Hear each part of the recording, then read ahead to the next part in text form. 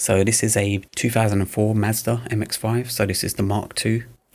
It was sold as a rust-free example from a place called Croydon Classics, and I believe the owner is called James Barton. He's the guy that sold me the car anyway. And as you can see on that arch, there's a little bit of bubbling rust coming through. So what we're looking at here is the lower front right sill. And we can see there's a lot of bubbling on that paint, the actual seam at the bottom. I reckon if I had a little very lightweight hammer, I could probably knock the edges off that seam, and I could probably knock straight through that panel. It's very badly rusted and someone has just sprayed over it completely. You can see that there's two bolts as well. I don't know if they're supposed to be there, but they have been sprayed over it as well. So what we're looking at now is the rear sill on the driver's side. So in the UK it will be the right hand side of the vehicle. And as you can see, there's quite a big hole in here where it's all rotted away. And basically the dealer said it was just a normal thing for a 14-year-old car. The underneath of these cars, or this one in particular, had been basically doused in undersill. So at the time of buying it, that was actually all covered up. And it's not until I took it to a mechanic and he put it on a ramp, and he's basically found these two rather big problems and reported them back to me. The other thing that we can see here is this is like a rear brake line that had been resprayed over. So they had resprayed the lower sill on this car, and they didn't really cover anything up. They just sprayed underneath and put paint on some of the suspension parts as well. But actually in this clip now, this is the left hand side of the vehicle, and you can see that this part of the seam had actually snapped away. It was just made of fiberglass. Someone had glued it back together with fiberglass, and as I kind of was doing my little checks for more rust, it basically just snapped off in my hands. So this part of the car is now on the front left. Basically sill area, once again, is pretty much the same condition as the other side. There's quite a lot of bubbling. They've really coated it in a lot of paint. And yeah, generally looks in pretty bad condition.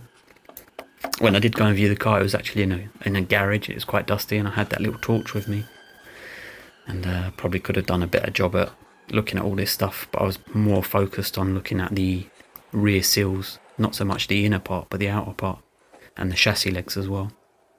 So I didn't really see all this until I got it out in the sunlight. So now what we're doing, we're just going to check the chassis legs on the vehicle. I did see a spot of rust there.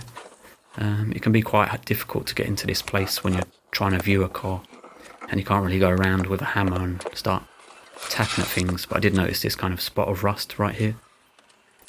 I think there's a hole underneath here from the factory, and as I kind of started to prod around, I noticed that quite a lot of rust was just falling down into the engine area, getting stuck on the under tray.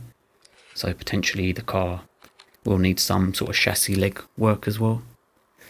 And I thought I'd just add this little video of the boot as well for any potential people that might be buying this car, because at the time of posting this video, the guy had put it up for sale again, and I just wanted to warn people really. This isn't too bad.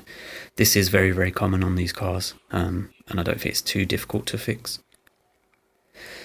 But yeah, basically the guy didn't want to take the car back, and it was a bit of a dispute to get him to take it back. And eventually I got most of my money back, but yeah, he seems a little bit dishonest in my opinion. And I just thought I'd put this up here, so you know what car it is. RG04 EGJ. This is the rust that I found in the under tray from the chassis legs, and I just took some pictures really as evidence if I ever needed to take it to court, which in the end I didn't. I just had a lot of things that were documented, so that if this guy tried to say that I was a liar or whatnot, then I had some sort of backup really. And this is that seam again that snapped off with the fiberglass. And yeah, I've got little pictures coming up of basically that fell off in the road. That is part of the seam, and it's a mixture of fiberglass, rusty metal, and some undersill as well.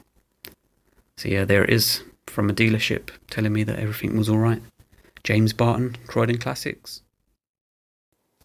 Yeah, so at the time of publishing this video, The car was relisted on eBay. Basically, when I had taken the car back to this guy, he relisted it on his own website straight away. But yeah, it's gone back on eBay, and I didn't pay that much for it. It's inflated the price quite a lot now, so I'm guessing he may have repaired it. Who knows? This is basically an invoice from the mechanics that I took the car to, with the major fault where it says bottom of both rear seals rusted through, structural MOT. And then finally, this is basically the invoice that the guy gave me, and I just kept that just in case he said I never bought the car from him as a trader and that it was a private sale or anything like that. So yeah, just be wary, I guess, when you're buying from these people. And finally, I'm just saying that I'm not accusing James Barton or Croydon Classics of doing any of the repair work to the vehicle. I'm simply saying that I bought the vehicle in that condition, and this particular dealership made it more difficult than it needed to be in order for me to take the vehicle back to them and get the money back. So yeah, this could have been repaired by someone else and they may not have realised, but ultimately it's up to them to supply something that is roadworthy.